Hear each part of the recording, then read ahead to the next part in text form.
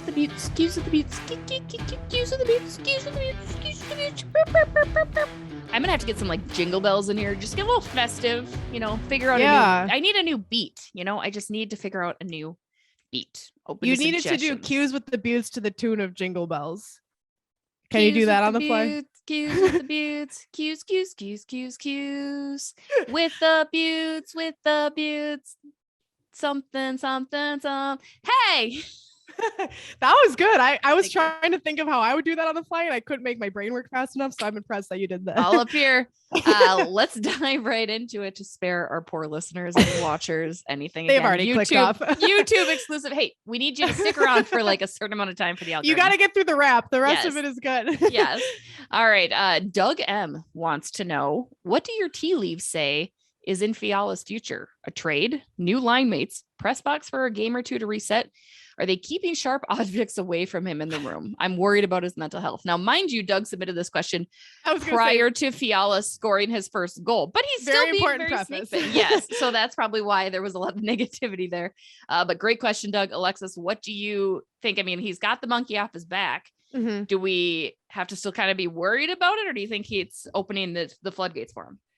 I think if Kevin Fiala hadn't been playing well and not scoring goals, I'd be a lot more concerned. But he's had so many games over the course of the season where he's trying so freaking hard, or like he's, just barely missing an open net, or the puck bounces over its stick, like all these weird circumstances. And I'm not necessarily trying to make excuses for him. My point is just that he's had really good games. He's looked good. He's been trying hard. He's been getting chances, and the puck just wasn't going in. And that happens for everybody from time to time in the sport of hockey. Like whether you're a superstar, a fourth line player, whatever it is, players go through streaks like that where they're just not getting the puck luck, despite an influx of effort on their part. And so because of that, I think you just have to keep riding it out, let him continue to play the way he's playing. There's not much to fix other than tell him, hey, try putting the puck in the back of the net instead of, sending it an inch wide. I mean, what more can you tell him to do?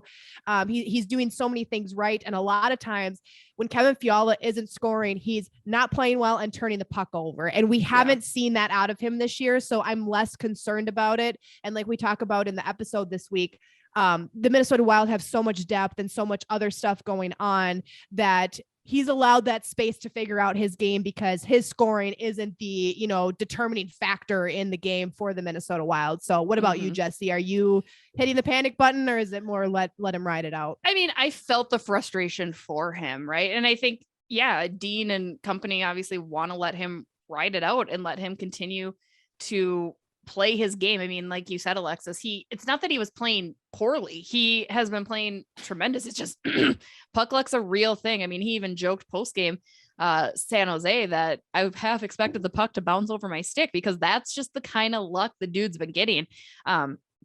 The only concern I have with Kevin Fiala, or the only question, I guess, is not a concern, and it's not the end of the season yet, is what does happen to Kevin Fiala? I mean, is a trade pending? Because again, that contract is up after this year and he's going to want a lot of money. Cap space is what it is. And I think it was a little telling when Guerin didn't sign him for an extended period in this offseason. So, I mean, there is that question. And, is he really super tradable if he's not performing well? Probably not as much. And you want to yield a good return, because Kevin Fiala does have a very, very elite scoring capability. Yeah. So his upside is pretty impressive. Yes, even if it's not showing right now, it's there. And again, hopefully it's a Kaprizov-like effect and he's going to come in and score. I don't know that line mates are going to change any of that for him. I think Kevin just needs to stick to what he knows, stick to what he can do, keep playing his game.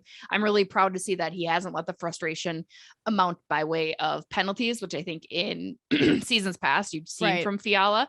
So, he's definitely continuing to put the team first. I know, again, another post-game comment he had made in San Jose was, we've been winning, so it's been fine, which is true. And I don't know that that's just lip service. I think he genuinely means that. So, concern, no. Hopefully we see more Kevin Fiala goals in the next few games to come.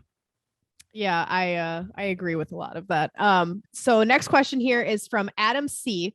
And he says, given all the late starts so far, how excited are you that after February 26th, the Wild aren't scheduled to start a game later than 7 p.m. Central for the rest of the season, Jesse? I know you're loving this question. I didn't even know that, to be honest. That's awesome. I'm super thrilled. Bow down to the NHL schedulers for allowing that. Actually, it's been a little easier to stay up for the 9:30 games this year just with the baby, but I also love my sleep. Like last night, there were times and I'm like, I really want to go to bed. And I can't because you people all come for me when I go to sleep. So she's busy defending herself on Twitter. She can't go to bed yet. I can't, exactly. Like I wake up and I've got all these notifications. I'm like, oh my God, sorry, I went to bed at midnight. I'm super jazzed about that. Obviously, who wouldn't be, Alexis? I love the late starts because I'm a night owl. At the same time, like I don't mind going to bed at midnight, if given the choice, or 11 p.m. And I'm somebody who, after an exciting sporting event, whether that's like a win or just an exciting back and forth game or whatever it is, I cannot sleep. Like I'm so fired up on adrenaline, and all I can do is think about like break down the game in my head, and I want to go on social media and see what everyone's saying about the game and like celebrating with all the other fans and talking about it. So I think that's the hardest part for me about the late games. Like last night when the Wild game ended, I don't think I went to bed until 1 because I'm like on Twitter. I'm like, the Wild are at the top of the league, and I'm like, where's the parade starting? You have the adrenaline going. Yeah. So that's the hardest part for me. But it will be nice to have games like at normal times and get to bed at a normal time after the Wild game is over. Minus, I still won't get to a normal time because I just remembered they are home like every night in March. Yeah. And so, that's fine. Super exciting. Alexis, you've spent a lot of time at Tria with the Minnesota Whitecaps. What is your favorite thing about Tria? This question also coming from our friend Adam C.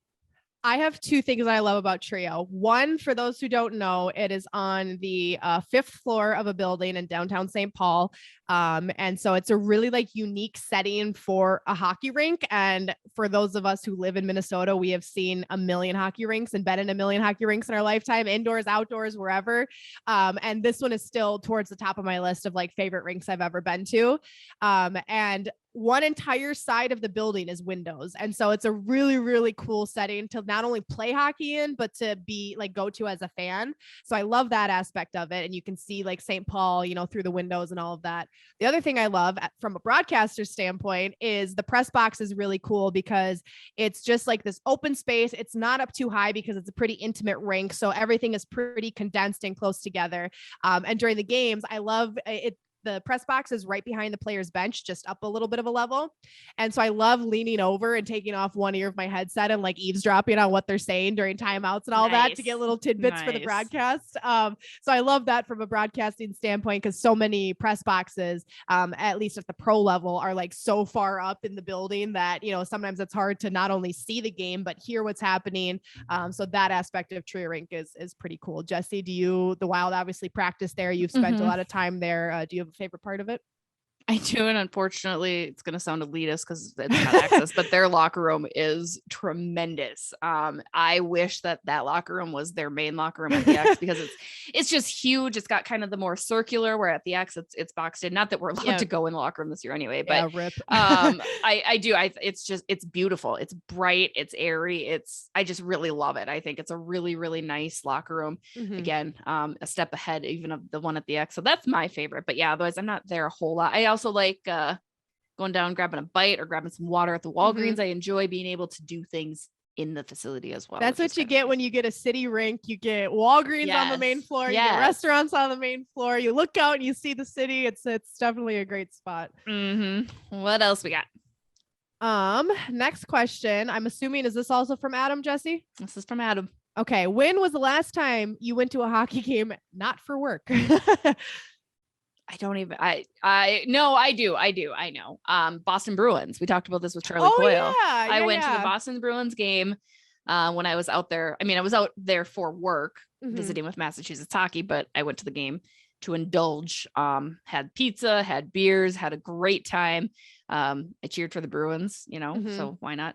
The hilarious part of that is because I am a jinx for overtimes. Boston was up something like 5-1 or 4-1 against the Florida Panthers. And this is the not very good Florida Panthers, because this was like 2-3 years ago.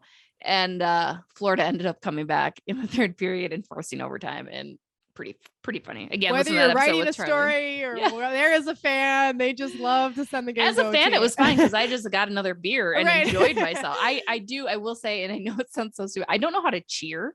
Like I get nervous. I'm like, oh yeah. And I kind of just mutter things under my breath, forgetting that it's like acceptable to be like, As a yeah, fan, yeah. get him or great pat. Like, I don't know. But also I didn't have a huge horse in the game for either team. Right. So what about you? The last game that I have been to as a fan was the first game of the 2018-2019 Wild season. So growing up, we would always go to the home opener for the Minnesota Wild season, as well as a handful of games throughout the season. But the home opener is always around my birthday. My birthday is October 5th, or the season opener, I should say. So it's kind of like a birthday gift / happy hockey season kind of thing. My family always did was go to the home opener. The Wild played the Golden Knights in that home opener. And I got hired by the Minnesota Wild before the next home game. And so ever since then, every game I've worked from high school to pro has been working and not as a fan. I think I watched my goddaughter play in a little hockey game when she was like 5 a couple years ago, if that counts. But anything like high school and above, I have not been to a game as a fan since the first Minnesota Wild game of the 2018-2019 I was gonna say season. I watched my nephew play for St. Michael Albertville a couple weeks ago, so I guess that that's right. Counts. Yep. Yeah. So it's tough. And like you said, in the press box, maybe people don't know this, but you can't cheer, you can't really react, right? You're there for work. Unless you work for the team, then you can do it. Right. I guess. Like I hear the big wigs behind me cheering all the time. Yeah. So it's like you're so focused on work that half the time it feels like you're not even always watching the game, right? Like there's so many things going on and you're more focused on the analytical side of it and the logistics of it.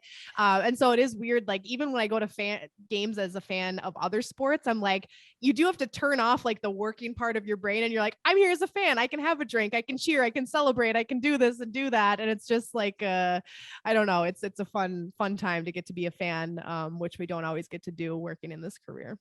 We're going to end this with the best question from Adam C of the episode. Why does Victor Rask work, Alexis? I love the simplicity of the question. It's just like, listen, just tell me the deets of this. I think that the Minnesota Wild, since Victor Rask has joined this team, have improved as a whole. So because they've improved as a whole, I think that every single player has improved individually as well. It's kind of like how we say Kaprizov makes everyone around him better. Mm-hmm. I think we've seen that kind of from everybody in the Wild. It's like one guy's having a good game, his whole line's having a good game. One D-man is playing well, his partner's playing well. And it's kind of like everyone just feeds off of each other. And every hockey player has a certain skill set that they offer. Some are about speed. Some have a great shot. Some are more of the, instigator and fighter, and everyone has something to offer.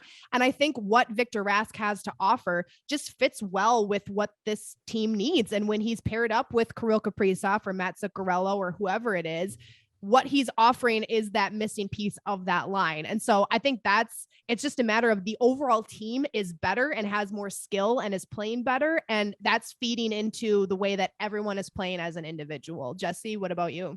I mean, I think he's playing his role, right? Like you do look at, could you tell me who Wayne Gretzky's line mate is when he was destroying it, right? I mean, we've talked about that before. Like Victor Rask fills a role. He gets the puck where he needs to. He's in position where he needs to. I mean, he's not terrible. I know we give him so much grief because it's easy to do. Like I laugh at the memes where his face is exactly the same when he scores a goal and when he doesn't. And like, I mean, he is what he is. He's not, he doesn't believe himself to be this elite player. He's not pretending to be, but he's capable of being a support role to elite players like Zuccarello and Kaprizov. And you need guys like that. Yes. On every team. Guys. Every team needs to have, and again, he's not the worst. He's just kind of there. So yeah, I mean, Victor Rask, you keep Victor Rask, man. I'm here for it. So that's going to do it for this week's Q's. Thank you to everybody, mostly just Doug M and Adam C, since those were the only ones, but pulling their weight. Yes. Way to go, guys. We love it. We love to do these each and every week. Good engagement with you guys. Answer some of these questions below in the comments here, as this is a YouTube exclusive. And if you haven't already, be sure to pop on over, listen to this week's episode with DJ Eric White, where we talk some hockey, we talk some Minnesota Wild, we talk some trash against each other. So that's just what we do. As always, thank you for listening. Have a good one.